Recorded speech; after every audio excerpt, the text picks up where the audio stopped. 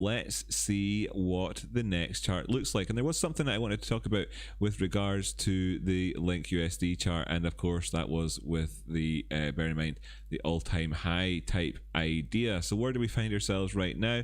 Well, this is somewhat of a familiar sight in terms of where we just came from, looking at Ethereum, but this is of course on a shorter term basis with a nice run up beforehand. And what do we see in terms of distinction between the Ethereum chart and this one right here? So just evolving that learning. This is what we try to do in the channel, Transformative TA. If you're just joining us, I'm Rocky Outcrop, do technical analysis here on the live. Go and hit that subscribe button, go and hit that like button, and of course if you're here and you haven't hit that yet, what are you doing?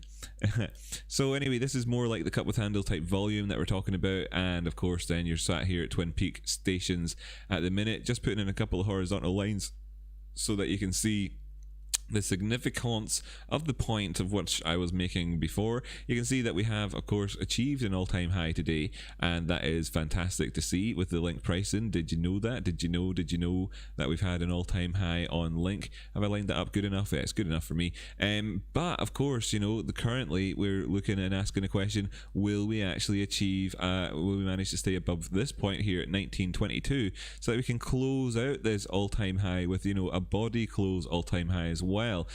Closing below the all-time high wicks previously, but really kind of, you know, impressing the price with this price action towards the top side. Or could this turn out to be one of those Twin Peak efforts where you're looking down the way and saying that you could have a cup with handle? And if we pop this in here, now this is not done necessarily exactly price point wise, I'm kind of just, you know, eyeballing that there, but it's probably close enough, and everything we're looking at will be within a couple of bucks, a couple of pennies. Anyway, the 618 down here, where you don't want to be going, bearing in mind if you're talking about cup with handle, is in there at 1270s down to 1226. Now of course you could see it wicking down there, etc, etc, but let's see if we could get more of a handle style structure where at least, you know, you've got that similar essential sort of bear flag structure to it. That would be more ideal. Then of course we'd be looking down towards coming in at this price point right here. There we have the 50% line at 1438, right? Okay, and putting in a higher low, as you can see, higher than our previous one, and moving towards the top side with the chance then of coming up here and taking out that upward side stuff. Now, why would you say all that, Rocky? Well, here on the 3-day time frame, you can see that we're still in the chop territory with regards to the DMI. Jumping down the way, the 2-day time frame, similar story, but looking a lot better. The daily time frame, of course, really looking good currently right now. That's the same as the 24-hour on this chart. The 12-hour time frame looking very good as well, reaching towards the top side. And then on the 4-hour time frame, giving you that question, like, if we see this on the 12-hour time frame, we get a pullback here, then what are we looking at? Well, of course, this would, looking towards our left, then represent bearish divergence. I mean, it would avoid what we're looking at in terms of bearish divergence. This would currently be bearishly divergent. Likewise here in the RSI, this would be currently bearish divergent, and that's where that counterintuitive thinking comes in again. Well, do you actually really want necessarily to be doing that and closing at that level or not? Now it looks like it's unavoidable. Actually, it currently is, because we already closed it in there yesterday or 12 hours ago in terms of that divergence. That happened. Instead, now what you'd prefer to see would be to ride up towards the top side and of course take out this in terms of divergence. Instead, what you'd be looking at is for this to have had a very nice lot of room to expand. So again, you're looking to avoid taking out your previous low in terms of price action and your previous low in terms of RSI should we see any pullbacks, because that would represent at this point here and this point here a swing failure on those. But of course we don't have that. There's nothing to worry about in terms of that sense right now, as we're still up here in that zone that we mentioned already. Now if we do go towards the downside, there's a clear and easy target where you're going to have a nice compromise at with the 236, you know, in there at $18 and sort of 10 cents, or $18.30 I suppose.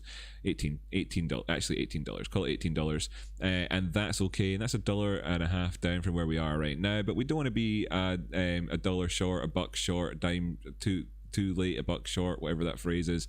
Let's just try and see if we can stay up there at the minute, but we know where we're going if we don't. And of course there's the potential for a 50% Fibonacci retracement pullback that comes in there at 1438, and that would offer up a fantastic buy should we ultimately see a cup with handle on this time frame, having put in these higher highs. It's a question of how these turn out at the minute, and of course we have burnt off enough steam on the oscillators down below, which to give us both, you know, the double-edged sword of the potential for bearish divergence, with the potential, of course, for it to go on up the way. If we did get bearish divergence, then what does this mean? Less, of course, than if it was in the oversold territory or the overbought territory, which of course it isn't, and we're not in that overbought territory really on any of them, apart from the stochastics. And at this point here, well, you know, there's a bit of it, but whatever. So long as we stay above these price targets, we're doing all right.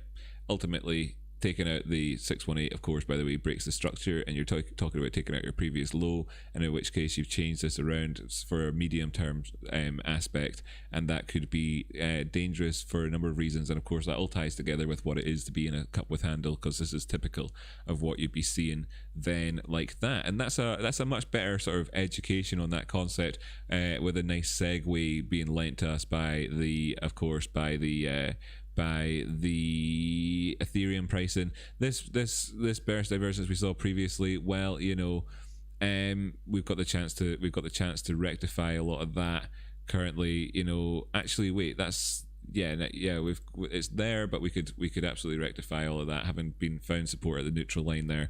Nice to see it. So there we go. That's what, less than 10 minutes on the Chainlink technical analysis, and I think we more or less covered yet again